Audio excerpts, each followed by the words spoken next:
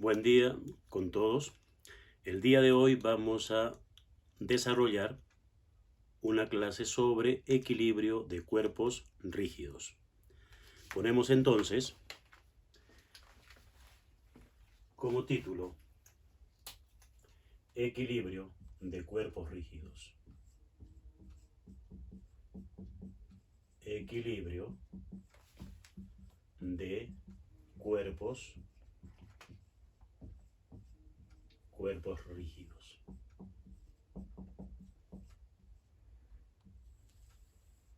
Muy bien.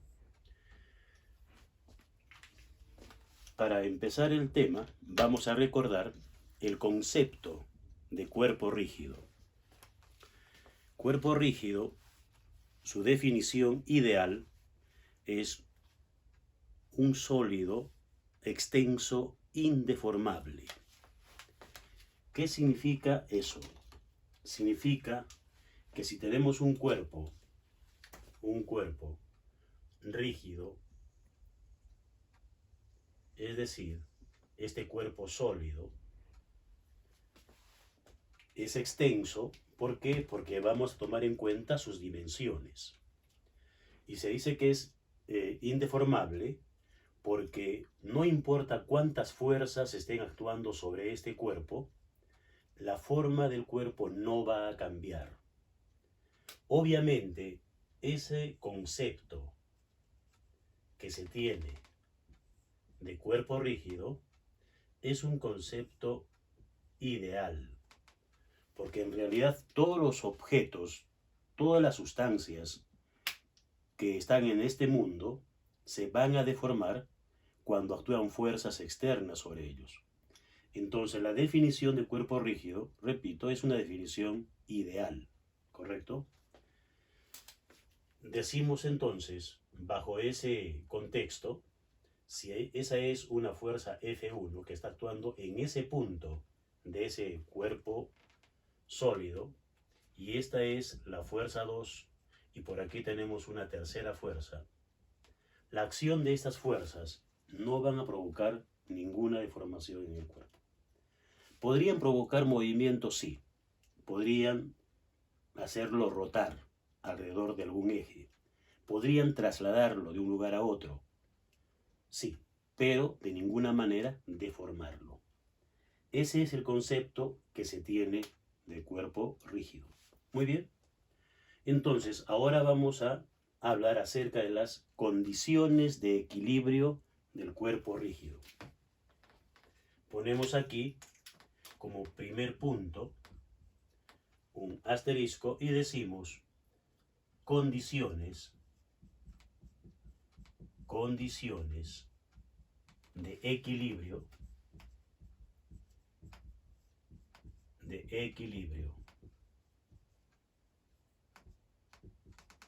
de un cuerpo rígido.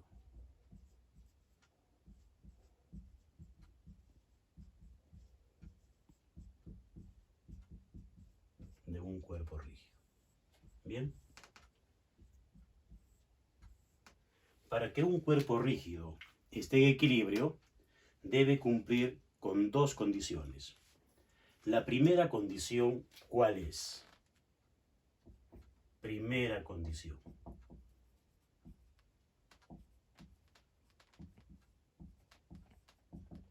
Primera condición. La primera condición consiste en que la sumatoria de todas las fuerzas que actúan sobre el cuerpo rígido sea igual a 0. Entonces, aquí tenemos entonces la sumatoria de todas las fuerzas. Marcamos a cada fuerza con su índice, su phi, donde I me va a representar 1, 2, 3, etc. fuerzas.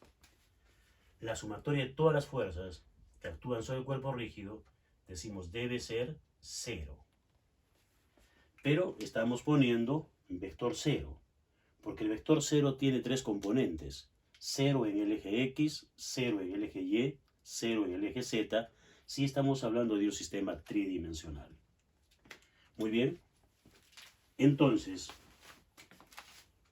siguiendo este ejemplo, vamos a decir, cada una de las fuerzas que está actuando sobre ese cuerpo rígido probablemente sean tridimensionales.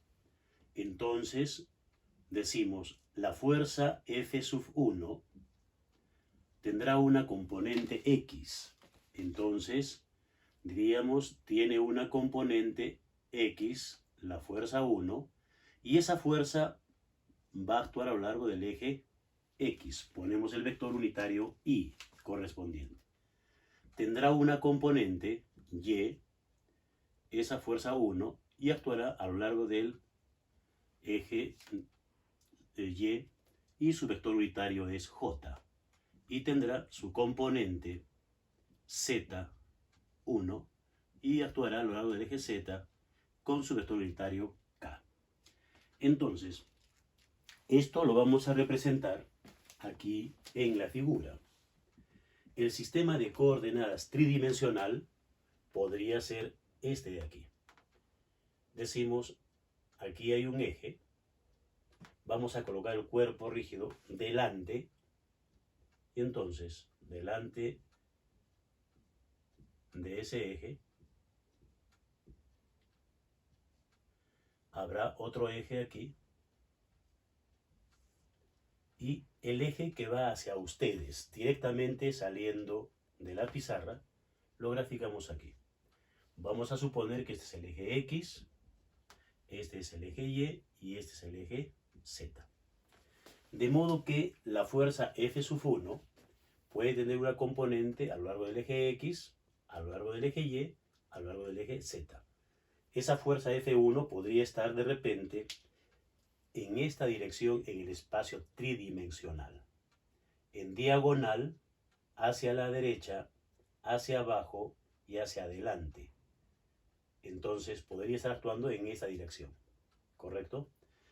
La fuerza F2 probablemente esté actuando de esta forma, hacia adentro, en este sentido.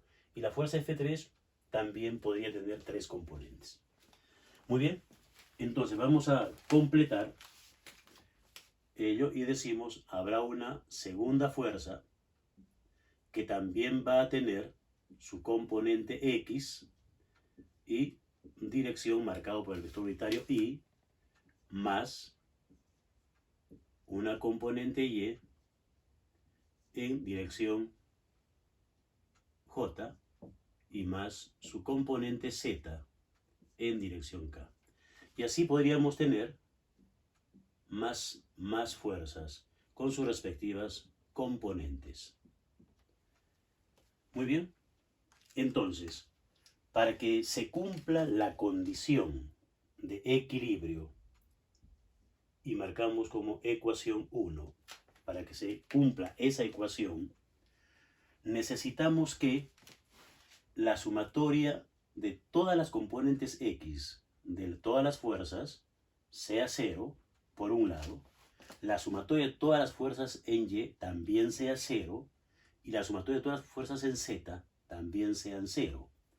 De modo que la expresión 1 podemos desdoblarla y decir la sumatoria de todas las fuerzas a lo largo del eje X, su phi, desde I igual a 1 hasta cualquier valor, debe ser igual a 0.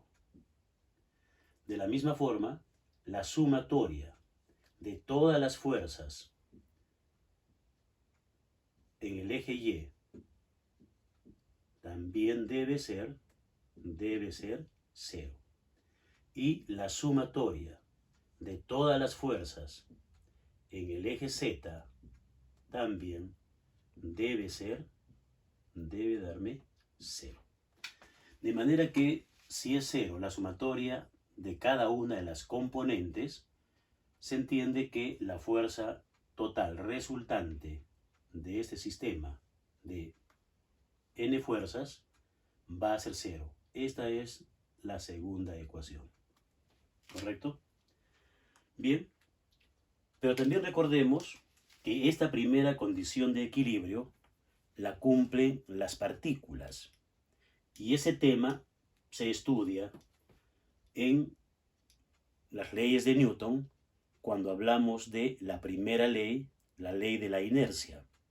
La ley de la inercia nos dice que una partícula se encuentra en reposo o con movimiento rectilíneo uniforme mientras sobre ella no actúe una fuerza externa que la saque de ese estado de equilibrio.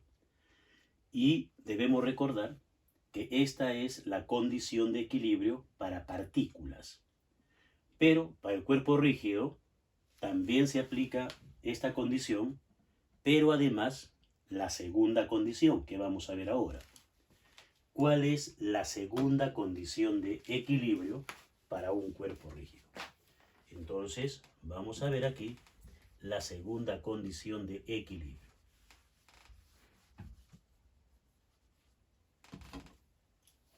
Segunda condición de equilibrio.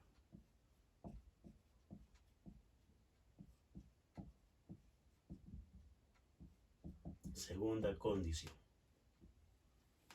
La segunda condición de equilibrio se refiere a que el cuerpo rígido no debe rotar.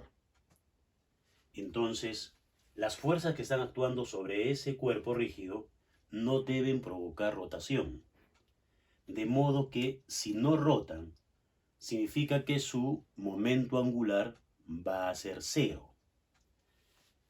Por lo tanto, el momento angular va a ser cero cuando el objeto rígido no está rotando. Esa es, digamos, la condición básica. Pero también ahora vamos a ver que si el momento angular vale cero porque no está rotando el cuerpo rígido, eso significa que el momento de torsión que provoca cada una de estas fuerzas debe ser también igual a cero. ¿Por qué? Porque debemos recordar que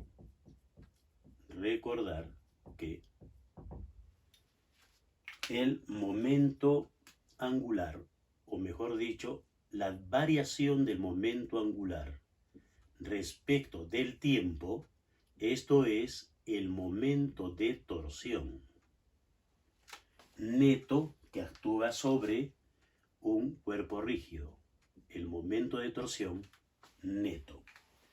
El momento de torsión neto viene a ser la sumatoria de los momentos de torsión.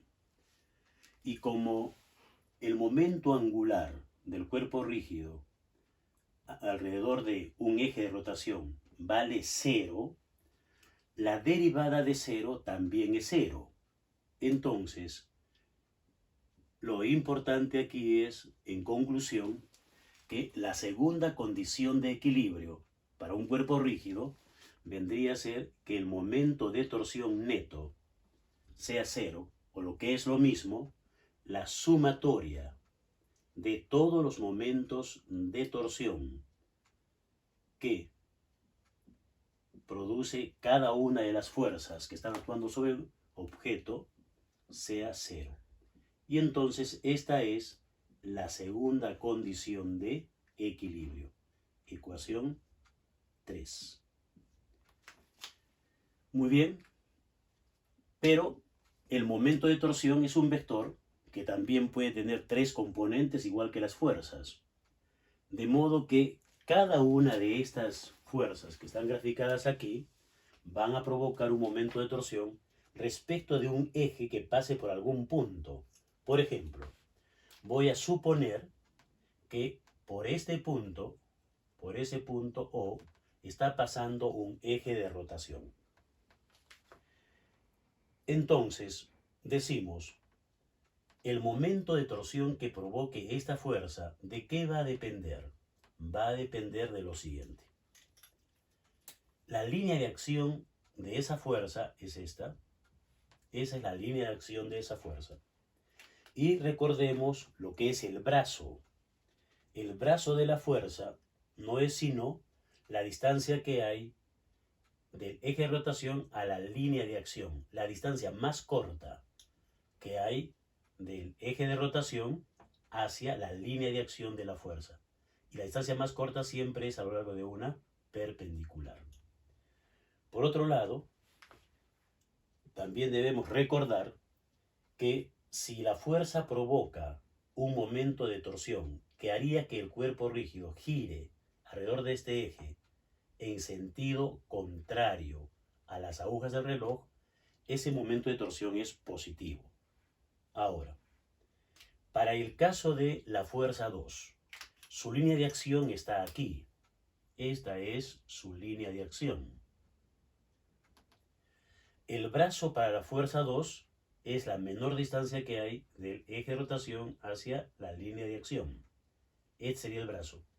Y esta fuerza F2 también estaría provocando una rotación del cuerpo rígido en sentido antihorario. También sería positivo el momento de torsión de esa fuerza. Y la línea de acción de la fuerza 3 está aquí. Y vemos que el brazo para esa fuerza 3 sería esta menor distancia. Pero, observen, esta fuerza haría rotar al cuerpo rígido en el sentido horario de las agujas del reloj. Ese momento de torsión es negativo. Entonces, en este ejemplo tenemos dos momentos de torsión positivos producidos por la fuerza F1 y F2 y un momento de torsión negativo producido por la fuerza F3. De modo que la sumatoria de los momentos de torsión de todas estas fuerzas me va a dar 0. Esa es la condición de equilibrio adicional para el cuerpo rígido. Entonces, como decíamos, los momentos de torsión en general pueden ser tridimensionales. Entonces decimos el momento de torsión de la fuerza 1 puede tener tres componentes. Serían entonces el momento de torsión X1 en dirección Y más el momento de torsión Y1 en dirección J más el momento de torsión Z1 en dirección K, igual el momento de torsión de la fuerza 2 sería el momento de torsión, su componente X de ese momento de torsión en dirección Y, más la componente Y de ese momento de torsión, más la componente Z de ese momento de torsión. Y podríamos seguir escribiendo de la fuerza 3, y si hubieran más, de la fuerza 4, 5, 6, etc. Todas las que existiesen. Entonces, igual que en el primer caso, para que se cumpla esta expresión general, tenemos que decir que la sumatoria de todos los momentos de torsión a lo largo del eje X debe ser 0, la sumatoria de los momentos de torsión a lo largo del eje Y deben ser 0, y lo mismo decimos para el eje Z. Entonces podemos escribir esas tres expresiones y decir entonces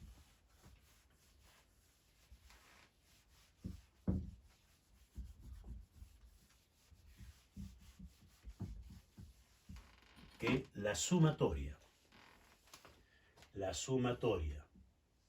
de los momentos de torsión X, Y, desde I igual a 1 hasta cualquier valor, va a ser igual a 0. La sumatoria de todas las componentes Y también debe ser igual a 0. Y la sumatoria de todas las componentes Z también debe ser 0. Y aquí tenemos la expresión 4 que me da a conocer que la sumatoria de los momentos de torsión en cada uno de los ejes de coordenadas debe ser 0. Entonces, estas son las dos condiciones de equilibrio que debe cumplir un cuerpo rígido.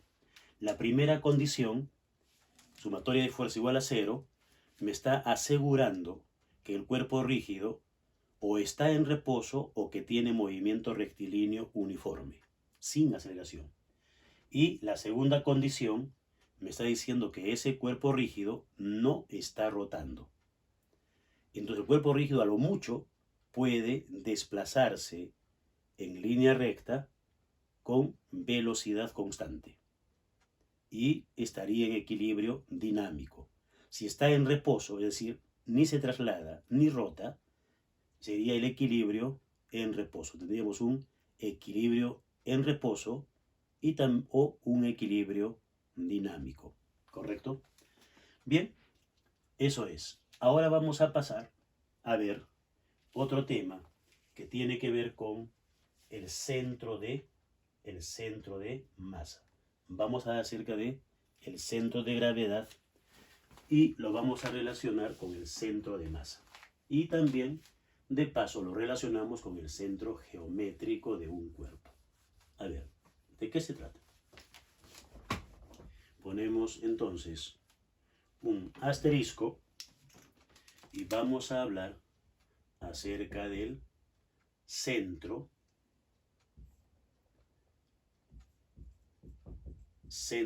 de gravedad. Centro de gravedad. Muy bien. Vamos a ver lo siguiente. Tengo un cuerpo rígido aquí. Este es un cuerpo rígido. Y vamos a colocar a ese cuerpo rígido en un sistema de coordenadas aquí. Entonces está un poco aquí adelante. Y aquí tenemos entonces el eje X, el eje Y, el eje Z hacia ustedes, y este es el origen del sistema de coordenadas. Este cuerpo rígido tiene una masa M, ¿correcto? Una masa M que la representamos con M mayúscula. Luego vamos a decir, aquí en este punto, ahí se encuentra su centro de gravedad. El centro de gravedad. Muy bien. Luego decimos, una porción de masa de este cuerpo rígido está aquí. Esta es una porción de la masa del cuerpo rígido. Le voy a llamar M sub I a una porción de toda esta masa, ¿correcto? Y vamos a decir, esa masa se encuentra respecto del origen en una posición R sub I. Vamos a sacar un poquito aquí. Aquí está la masa. La posición de M sub I será R sub I. Es el vector posición de esa porción de masa respecto del origen. Y decimos, esta masa, como está sometida a la acción del campo gravitatorio terrestre,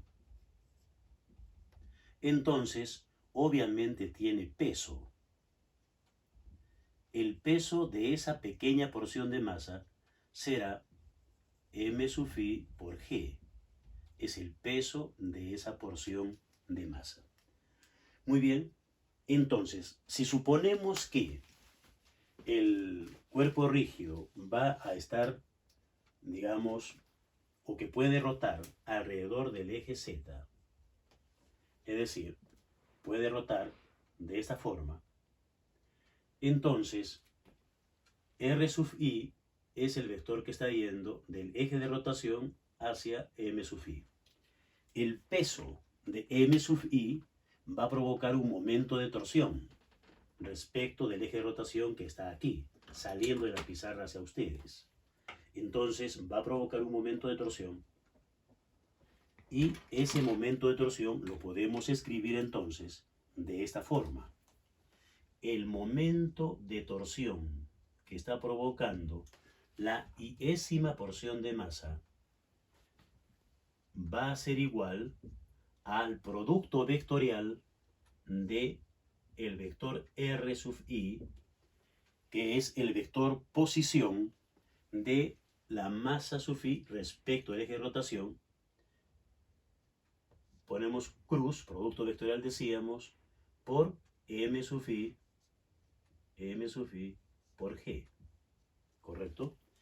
Ese sería el momento de torsión que produce esa porción de masa. Muy bien. Luego, vamos a ver lo siguiente. ¿Cuál sería el momento de torsión que provoca todas las porciones de masa de este cuerpo rígido? Porque ahí vamos a tener M sub 1, M sub 2, M sub 3, M sub i más 1, etcétera, etcétera. Tenemos una infinidad de porciones de masa y cada una de ellas va a provocar un momento de torsión. Por lo tanto, decimos lo siguiente. El momento de torsión total o neto, ¿a qué va a ser igual? Será igual a la sumatoria de todos los momentos de torsión de cada una de las masas. ¿Correcto? Entonces, si escribimos esto de otra manera, diríamos lo siguiente. El momento de torsión neto o total será igual a una sumatoria, diríamos entonces, R1 cruz masa 1 por G más R sub 2 cruz M sub 2 por G más puntos suspensivos. M3, M4, M5, pasamos por M sub I, etc. Muy bien, ¿qué observamos en estas expresiones? Que la aceleración de la gravedad terrestre es constante, independiente de la posición o de la ubicación de cada porción de masa. Por lo tanto, la aceleración de la gravedad podríamos factorizarla, ¿correcto? Podríamos factorizarla. Entonces, haciendo ese desarrollo, diríamos lo siguiente. El momento de torsión neto en ese cuerpo rígido será igual a una sumatoria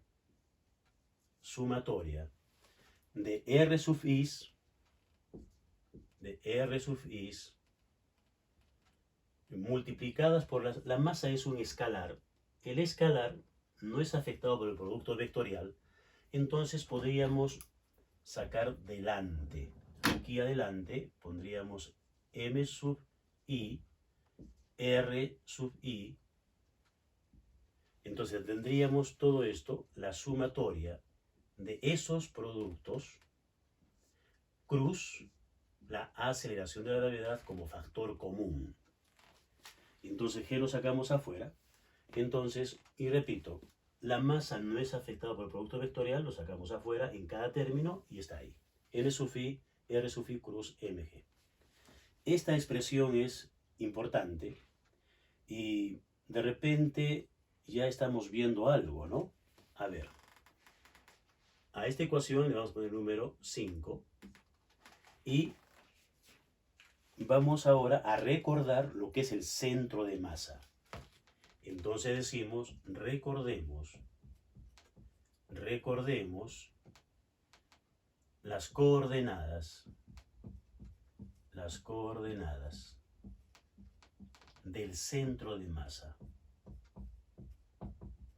del centro de masa, de un cuerpo rígido,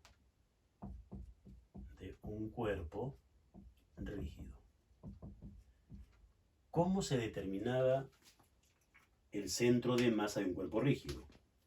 Con las coordenadas dadas por el X centro de masa. La coordenada X centro de masa, recuerden que era igual a la sumatoria de las masas M sub i por X sub i sobre la sumatoria de M sub i. Esta expresión me da la ubicación de la coordenada X del centro de masa.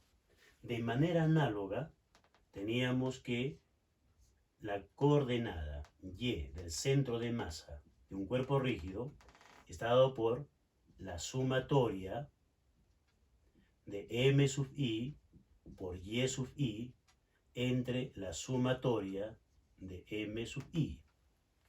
Y de la misma forma, la coordenada Z del centro de masa está dada por la expresión la sumatoria de M sub I por Z sub I entre la sumatoria de M sub I.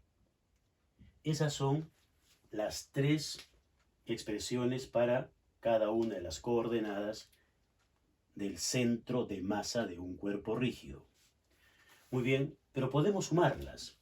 Estas tres expresiones, ecuación 6, las podemos sumar. Entonces, si las sumamos, tendríamos lo siguiente. Vamos a borrar aquí. Y entonces, si sumamos, ¿qué es lo que vamos a encontrar? Que yo voy a sumar, por ejemplo, M1, X1, más M1, Y1, más M1, Z1. En esa sumatoria de esos tres términos, M1 es factor común, porque M1 multiplica X1, M1 multiplica Y1 y M2 multiplica Z1. Entonces M1 es factor común. Y tendría una sumatoria de X1 más Y1 más Z1. ¿Y eso qué es? Ese es el vector posición R1. Y eso va a pasar con todas las masas, con la 2, con la 3, con la 4, etcétera, etcétera.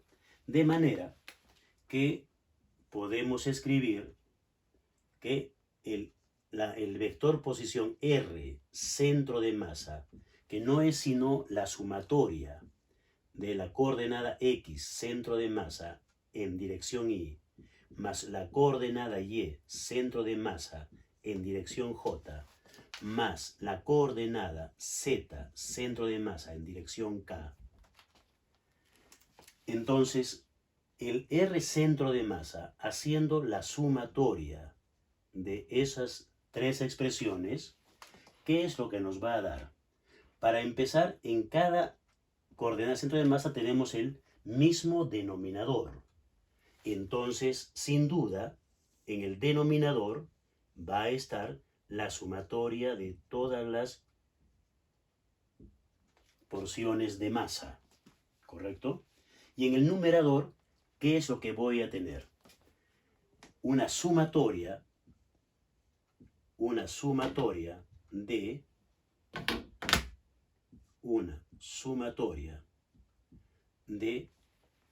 M sub is por R's sub is. Porque ya hemos dicho que voy a tener M1 factor común por R1, M2 por R2, M3 por R3, entonces es M sub i por R sub i.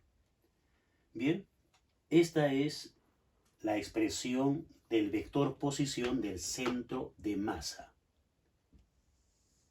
Esto es, entonces, 7. Y estamos recordando, porque este tema se desarrolla cuando se inicia el estudio de la dinámica del cuerpo rígido. Bien, entonces este es un recuerdo. Ahora, ¿qué observamos en la ecuación 7? Que el numerador que está aquí es justamente el paréntesis que encontramos aquí. Entonces vamos a despejar. Y al despejar decimos entonces la sumatoria. Vamos a conservar esa fórmula ahí. Y aquí decimos, de la ecuación 7 se tiene.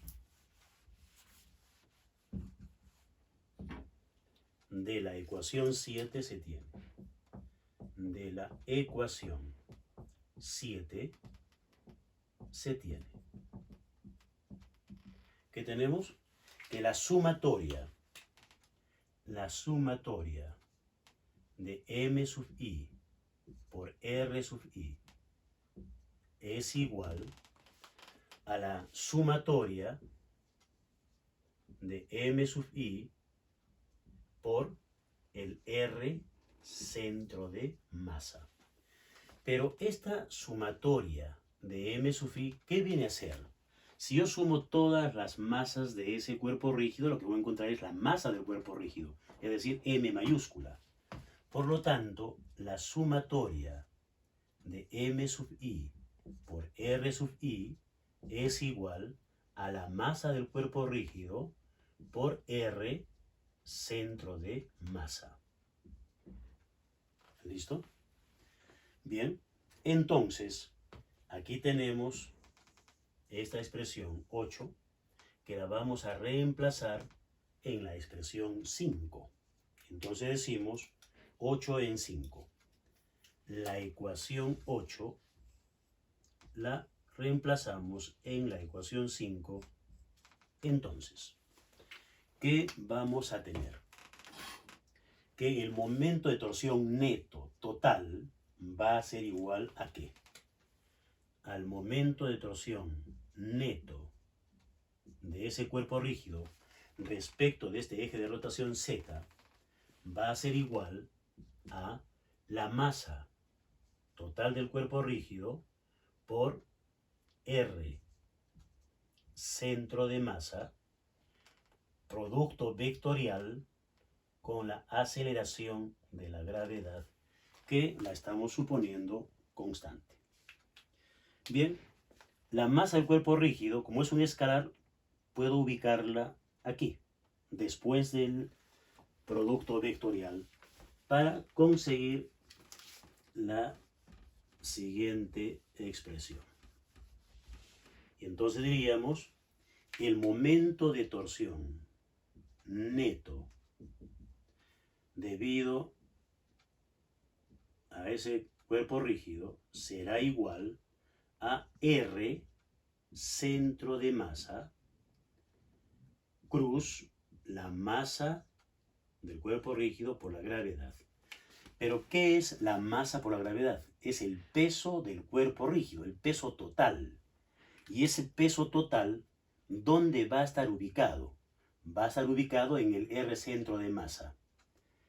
Entonces, decimos, si G es constante, el R centro de masa va a coincidir ¿con quién? Con el centro de gravedad. Coincide. Es el mismo lugar. Centro de gravedad y centro de masa es el mismo punto. Y eso va a ser posible solo si la aceleración de la gravedad es constante. Y claro, en nuestro mundo asumimos que la aceleración de la gravedad en cierto sector se mantiene constante. ¿Por qué? Porque los objetos son pequeños. Por ejemplo, para este plumón, puesto en posición vertical, no hay ninguna diferencia de la aceleración de la gravedad en este punto que en este o en este extremo último. Entonces su centro de gravedad va a coincidir con su centro de masa. Eso sucede para, por así decirlo, todos los cuerpos de nuestro mundo. Tendrían que ser cuerpos extremadamente grandes de gran altura, para que se note la diferencia de G. Por ejemplo, en la costa, digamos en Mollendo, en Camaná, la aceleración de la gravedad vale 9,81 metros por segundo al cuadrado. Y aquí en Arequipa es 9,79 metros por segundo al cuadrado. ¿Cuál es la diferencia?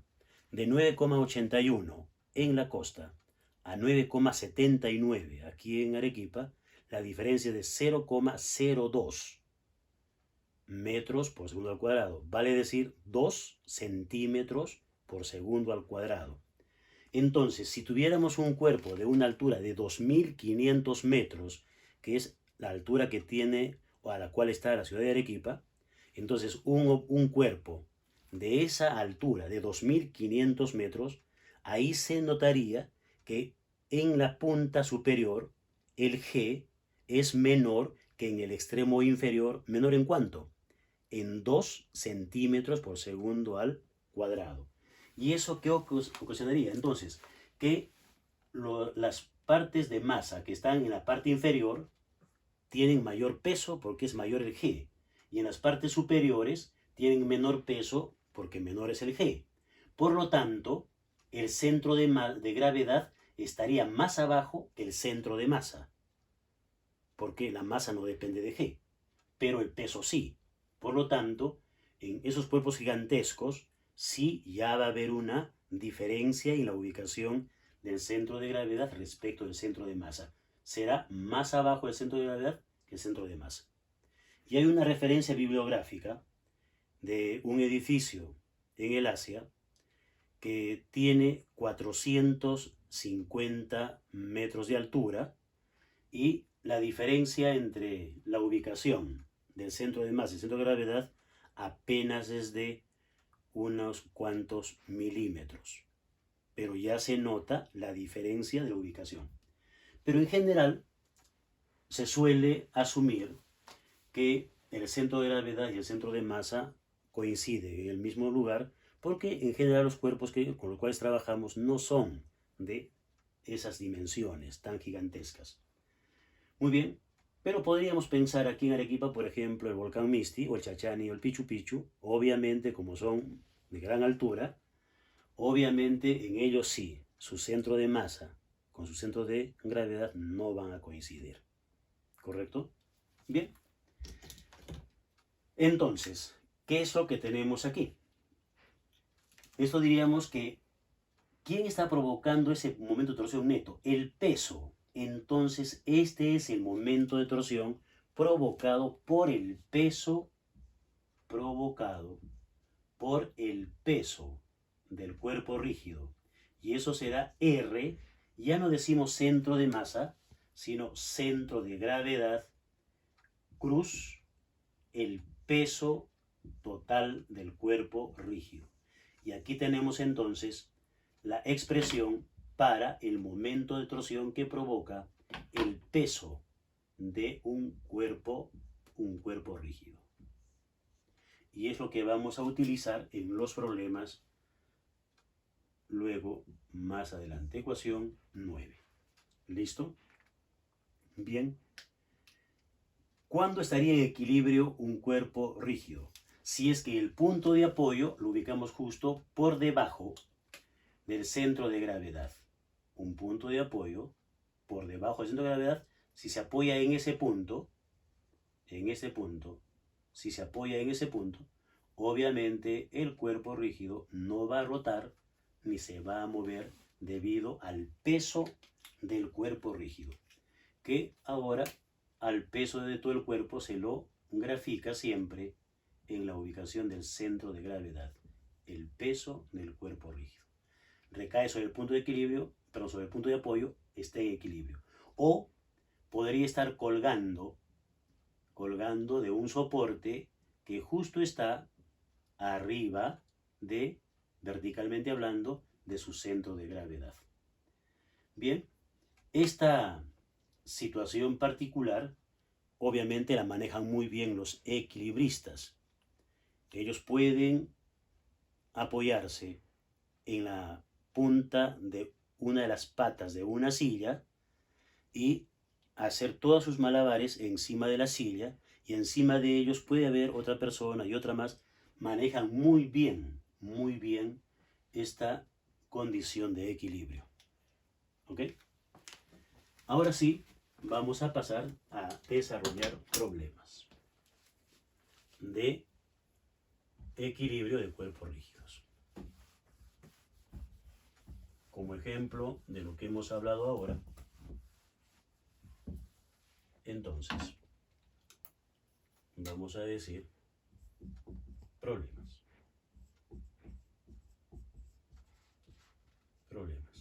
Ejemplo 1.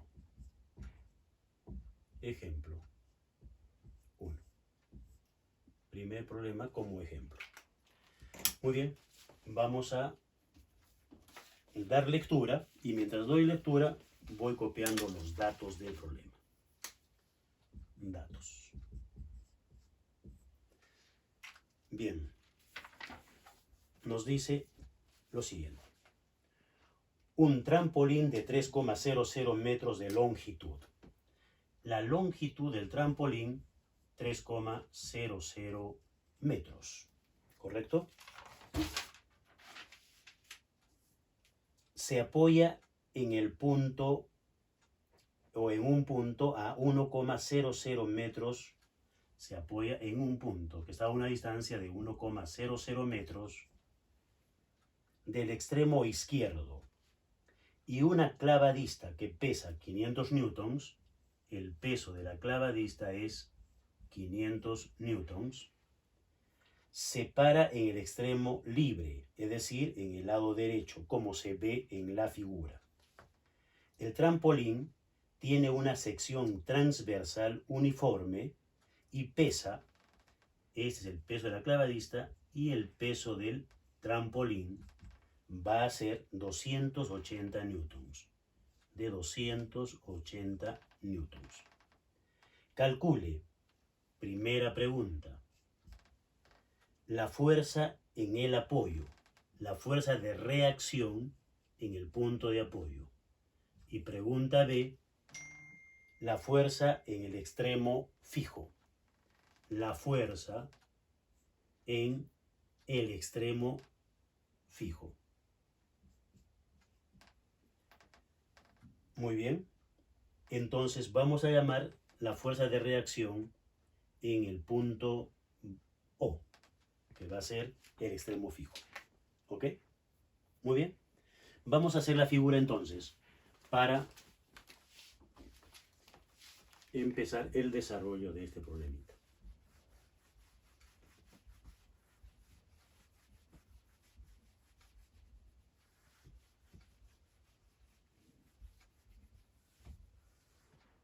Bien. Tenemos nosotros aquí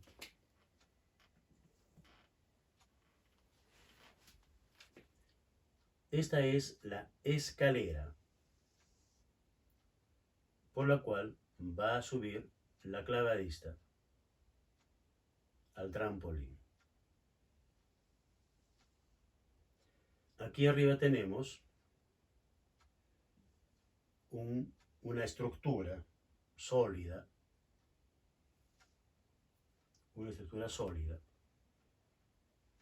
de esta forma.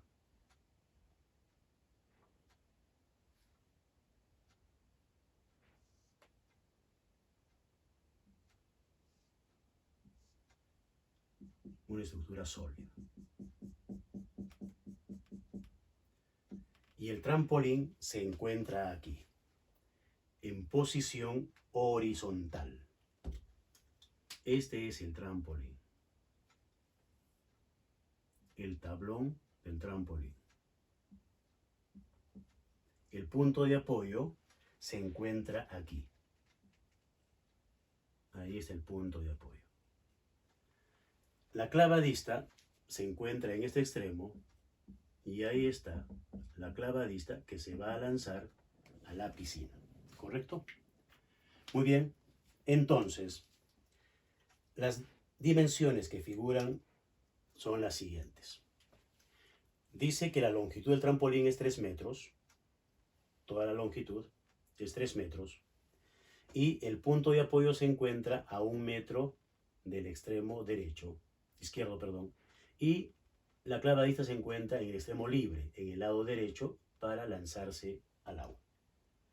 Bien, entonces vamos a hacer el diagrama de cuerpo libre. En el diagrama de cuerpo libre, recuerden, los objetos, cuerpos rígidos, se los grafica simplemente como una línea, nada más. Esa línea me representa al trampolín. ¿Cuáles son las fuerzas que están actuando sobre ella? Primero, en este extremo, que le voy a llamar O, está la fuerza de reacción en el extremo del trampolín, y esa fuerza de reacción, ¿hacia dónde va a actuar? Vamos a ver. Este es el punto de apoyo. En el punto de apoyo, la fuerza es hacia arriba. fuerza de reacción en el punto de apoyo. El peso del trampolín va a estar ubicado justo en su centro de gravedad, porque me han dicho que la sección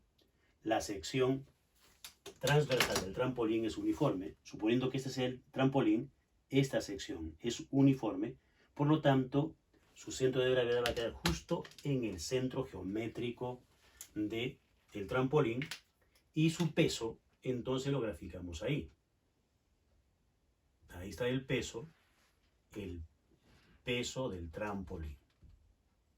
Y el peso de la clavadista se encuentra en el extremo libre. Aquí está el peso de la clavadista. El peso de la clavadista.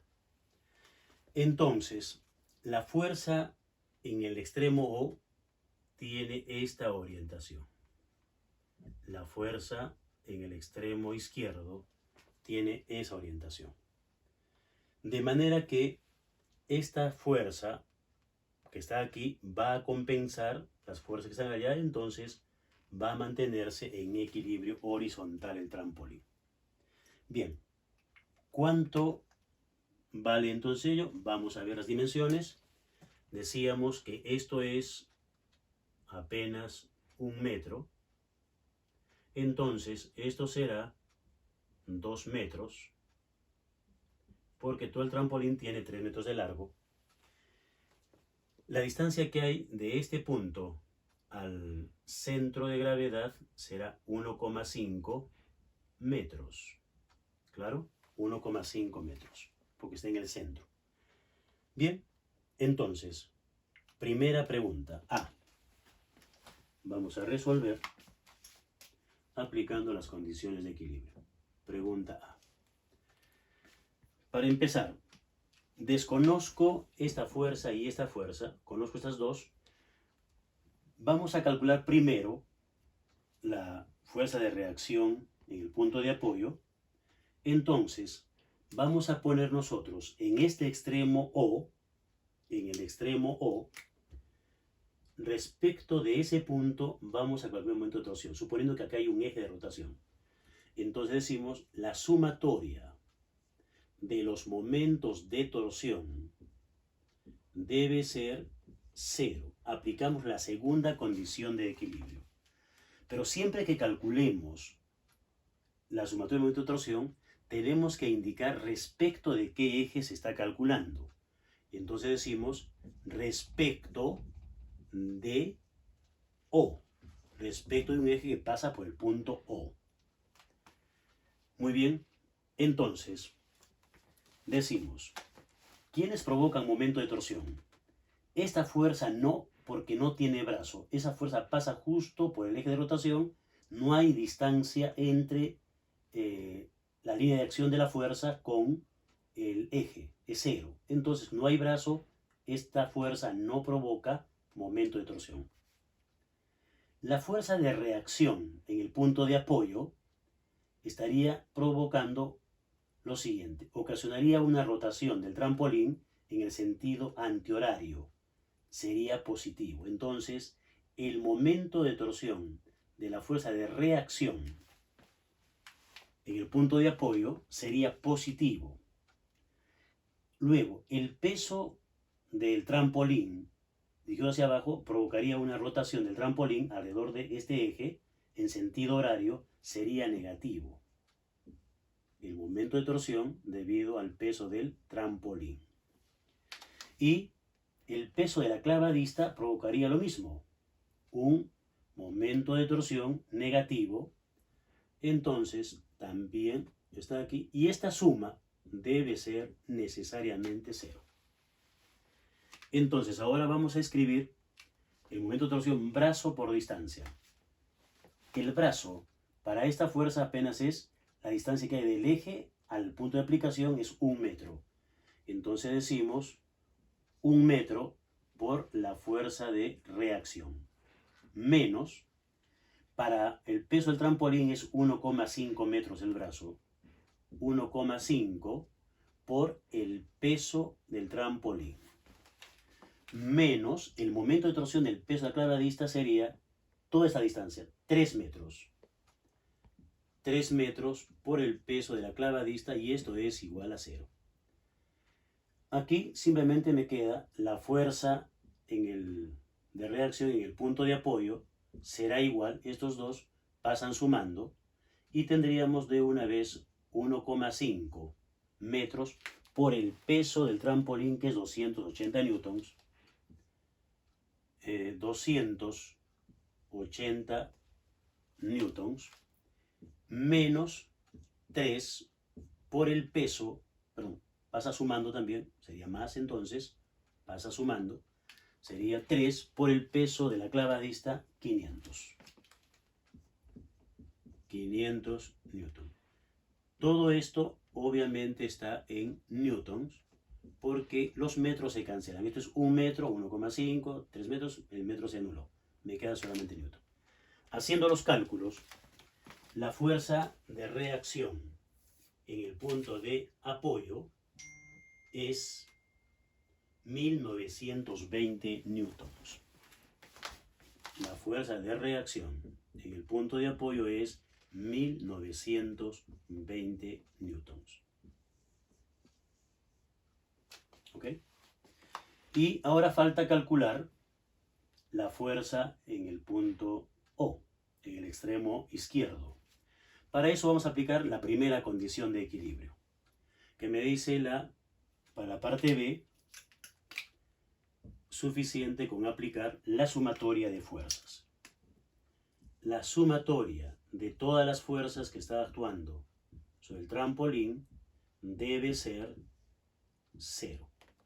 Las fuerzas todas son verticales, entonces solo tenemos componentes y, nada más. Y las fuerzas dirigidas hacia arriba son positivas, hacia abajo negativas. Entonces la fuerza de reacción en el punto de apoyo es positiva y es negativa la fuerza en el extremo O, es negativa el peso del trampolín y negativo el peso de la clavadista y eso es igual a 0. Entonces, esta incógnita pasa a este lado positiva y permutamos y entonces decimos la fuerza en el extremo izquierdo será igual a, como esto pasa positivo aquí, me queda la fuerza de reacción positiva, restamos el peso del trampolín y restamos el peso de la clavadista. Esto pasó a este lado positivo, entonces me queda FR menos menos. Bien, por lo tanto, culminamos este problema desarrollando aquí arriba la diferencia. Decimos entonces, la fuerza en el extremo izquierdo será igual a la fuerza de reacción en el punto de apoyo, 1920 newtons, 1920 newtons, menos el peso del trampolín, 280 newtons, menos el peso de la clavadista, 500 newtons. Esta diferencia va a dar como resultado que la fuerza en ese punto va a ser 1140 newtons. 1140 newtons. Y ahí están las dos fuerzas que me han pedido que se calcule. Bien, hacemos un segundo ejemplo. Ejemplo 2.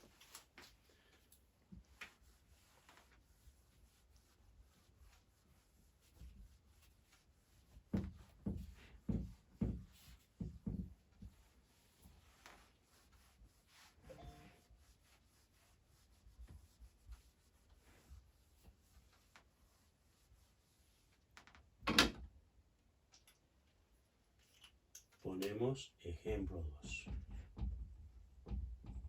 Ejemplo 2. Bien, el segundo problema como ejemplo es el siguiente. Ponemos los datos de este problema y decimos, en un zoológico, una varilla uniforme de 240 newtons, peso de la varilla. 240 newtons. Y 3,00 metros de longitud. La longitud de la varilla, 3,00 metros. Se sostiene en posición horizontal con dos cuerdas en sus extremos, como se ve en la figura. La cuerda izquierda forma un ángulo de 150 grados con la varilla. Llamemos ángulo teta. 150 grados con la varilla. Coma, y la derecha forma un ángulo teta con la horizontal.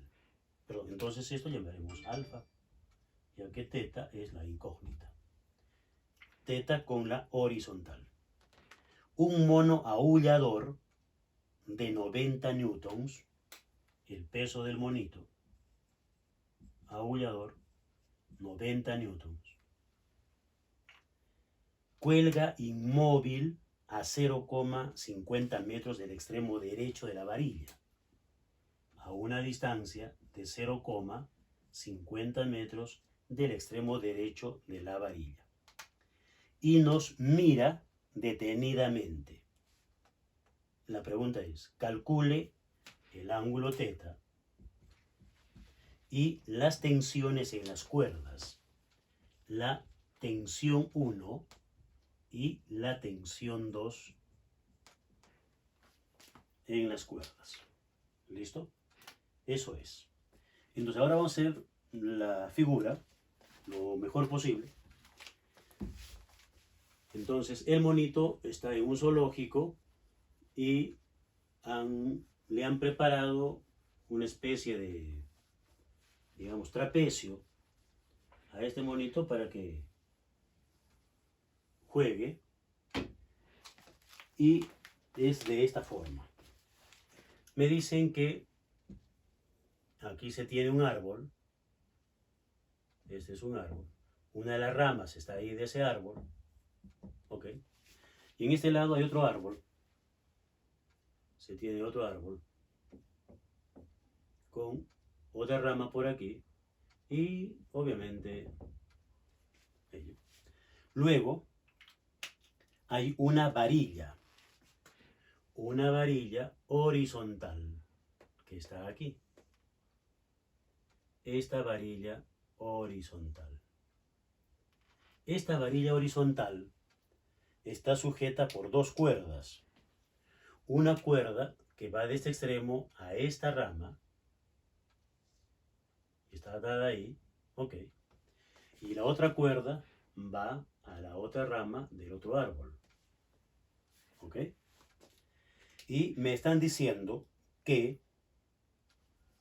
si prolongamos esta línea horizontal, en el lado derecho, esa cuerda está formando un ángulo teta con la horizontal, y en el lado izquierdo, la cuerda forma un ángulo de 150 grados con la varilla. Este es el ángulo alfa, 150 grados. Y el monito cuelga a una distancia de medio metro del extremo derecho. Está colgando de su rabo, ¿ok? Entonces vamos a procurar, si todo vale 3 metros, 1,5, medio metro más o menos por aquí. Entonces aquí está enroscado el rabo del monito, ¿ok? Y está colgando. De manera que aquí tenemos una de sus patitas, por acá su cuerpito, ¿ok? Su cabecita, y ahí nos está mirando, bien, y sus manitos. Ahí están sus manitos. Y ahí está la cabeza del mono que nos mira cuidadosamente. Bien, ese es el problema. Entonces, como tiene 3 metros toda esa varilla, esto me han dicho que es medio metro D. Por lo tanto, esto de aquí será L menos D. 3 metros menos el medio metro. ¿Listo? Bien. Entonces, hacemos el diagrama de cuerpo libre. En el diagrama de cuerpo libre tenemos lo siguiente. La varilla se representa solamente por una línea. Esa línea me representa esa varilla. ¿Cuáles son las fuerzas que actúan sobre esta varilla? En este extremo tenemos la tensión en la cuerda 1. Tensión 1. En este extremo tenemos la tensión en la cuerda 2. Tenemos el peso del monito aquí. El peso del mono. Y el peso de la varilla en su centro de gravedad. El peso de la varilla en su centro de gravedad. Distancias, vamos a ver. Primero pongamos los ángulos. Prolongamos la línea horizontal hacia ambos lados. Si esto vale alfa 150 grados, este ángulo de aquí será solamente 30 grados. Porque la suma de estos dos ángulos suplementarios debe ser 180. Y aquí tengo el ángulo θ, que no conozco cuánto vale y es una de las incógnitas. Entonces tenemos que saber cuánto vale ese ángulo y cuánto valen las tensiones en las cuerdas. Longitudes, dimensiones. Esto es, obviamente, L medios. La mitad de 3 metros, 1,5. Esta distancia, ya sabemos, es apenas D. Nada más. De medio metro. Bien, entonces vamos a empezar la resolución de este problema. A ver, ¿qué nos conviene desarrollar? ¿Conozco los dos pesos? Sí. Aquí tengo más incógnitas. Tengo el ángulo θ y tengo la tensión 2, mientras que aquí solo es la tensión 1. Entonces vamos a calcular el momento de torsión respecto de este extremo. Y entonces le voy a llamar a este extremo izquierdo A y al extremo derecho le voy a llamar B. Las fuerzas T1 y T2, las tensiones, las vamos a descomponer porque tienen dos componentes, horizontal y vertical, y entonces aquí tengo la componente X de la tensión 1 y aquí tendríamos la componente Y de la tensión 1. Lo mismo en este lado. Aquí tendríamos la componente X de la tensión 2 y la componente Y de la tensión 2. Por lo tanto, como hemos descompuesto de dos fuerzas en las cuerdas, no trabajamos con ellas. No vamos a trabajar con esas fuerzas, solamente con sus componentes. Y entonces tenemos ahora fuerzas horizontales y verticales. Tenemos que aplicar condiciones de equilibrio de las fuerzas en el eje X y también en el eje Y. Bien, pero antes calculamos el momento de torsión. Aplicamos la segunda condición de equilibrio respecto de B. Entonces decimos la segunda condición de equilibrio sumatoria de los momentos de torsión debe ser igual a 0, pero recuerden que siempre debemos indicar respecto de qué eje trabajamos. Respecto de el extremo B. Respecto de B. ¿Correcto? Y entonces decimos aquí, ¿cuántas fuerzas van a provocar momento de torsión? Para empezar, la tensión X1, miren, su línea de acción pasa por el eje. Entonces no hay brazo. Esta fuerza no provoca momento de torsión en el eje que pasa por B. La tensión Y1 sí. Esta es línea de acción y su distancia es todo esto, la longitud de toda la varilla, 3 metros. Entonces esta sí provoca momento de torsión. y haría rotar, respecto de este punto B, haría rotar la varilla en sentido horario, sería negativo el momento de torsión de esta componente de la tensión. El peso de la varilla también tendría este brazo. Esta es la línea de acción, la distancia del brazo al eje de rotación es todo esto, la mitad de la longitud de la varilla, y provocaría una rotación en el sentido horario. Entonces ahí tendríamos un momento de perdón, en sentido antihorario sería positivo. Y el peso del mono también provocaría una rotación en el sentido antihorario también positivo. Ahora, la tensión X2 y tensión Y2 pasan o están aplicadas en el mismo eje, tampoco provocan un momento de torsión ellas. Entonces solo tengo tres momentos de torsión, de TY1, peso de la varilla y peso del mono. De estas dos últimas son positivas, entonces decimos el momento de torsión del peso de la varilla más el momento de torsión debido al peso del mono menos el momento de torsión debido a la tensión Y1 igual a 0. Listo. Entonces, desarrollamos esto y decimos, ¿cuál es el brazo para el peso de la varilla? L medios. Entonces su brazo es L medios por el peso de la varilla, más el momento de torsión del peso del mono. Su brazo apenas es D. Es D por el peso del mono, menos el brazo para la tensión Y1 es toda la longitud de la varilla, L. L por la tensión Y1 igual a 0.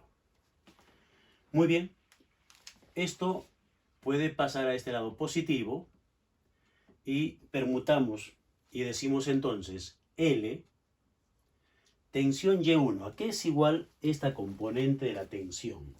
1.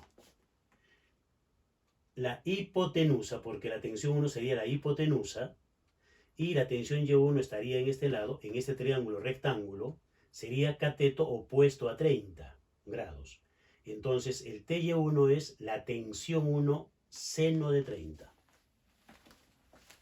Entonces el TY1 sería la tensión 1 por el seno de 30 grados.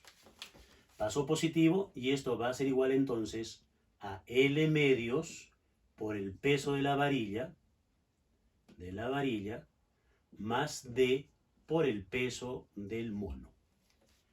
Esta es la incógnita, entonces la tensión 1 finalmente, la tensión 1 es igual a, en el numerador tenemos L medios por el peso de la varilla más D por el peso del mono sobre L seno de 30. Seno de 30 grados. Y listo, reemplazamos valores. La tensión en la cuerda 1 de la izquierda será igual a L medios es 1,5 metros. El peso de la varilla es 240 newtons. 240 newtons más la distancia D, que es medio metro, 0,5 metros, por el peso del mono, 90 newtons. Y todo eso sobre la longitud de toda la varilla, que es 3 metros, por el seno de 30 grados.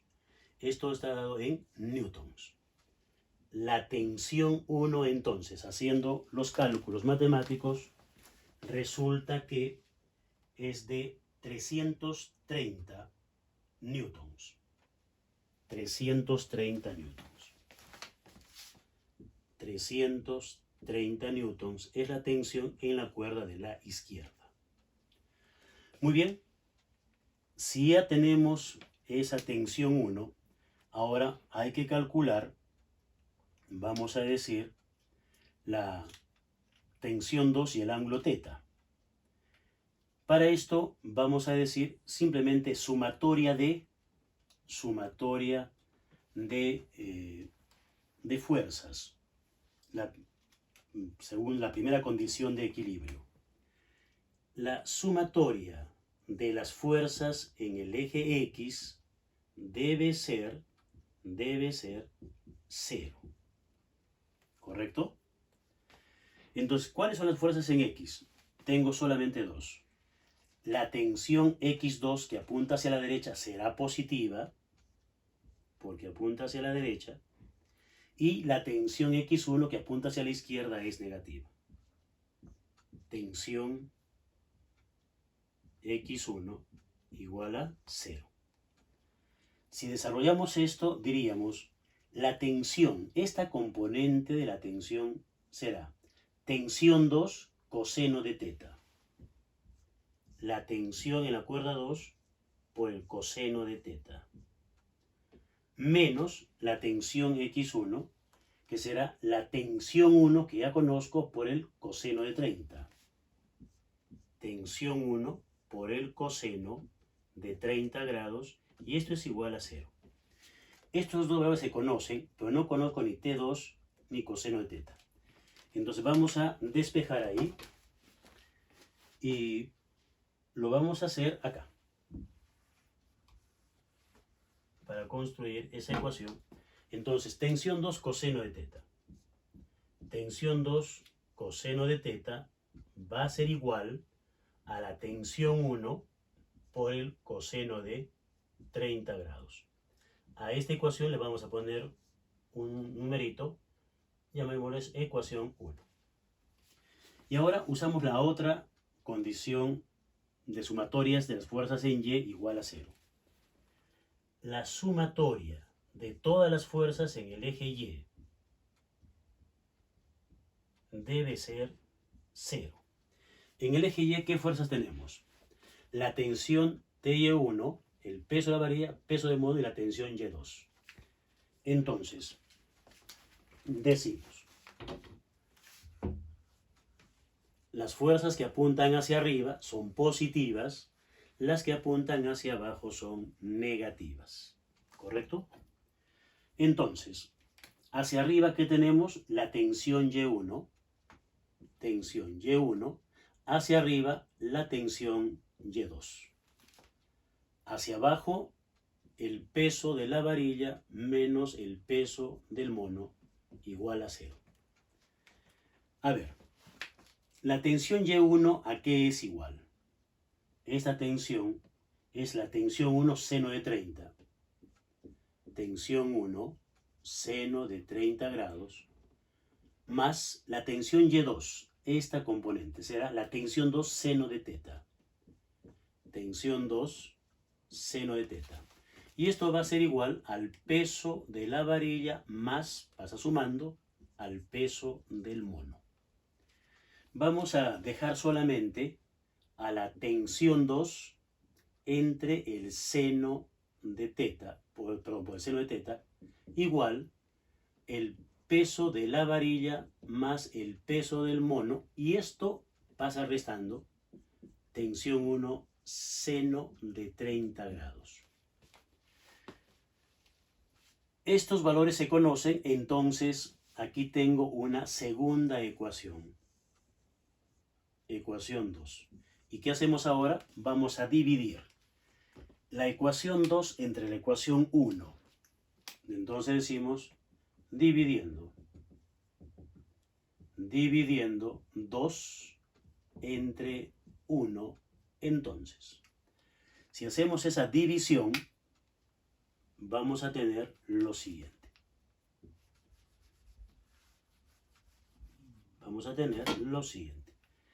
Tensión 2 seno de teta entre tensión 2 coseno de teta.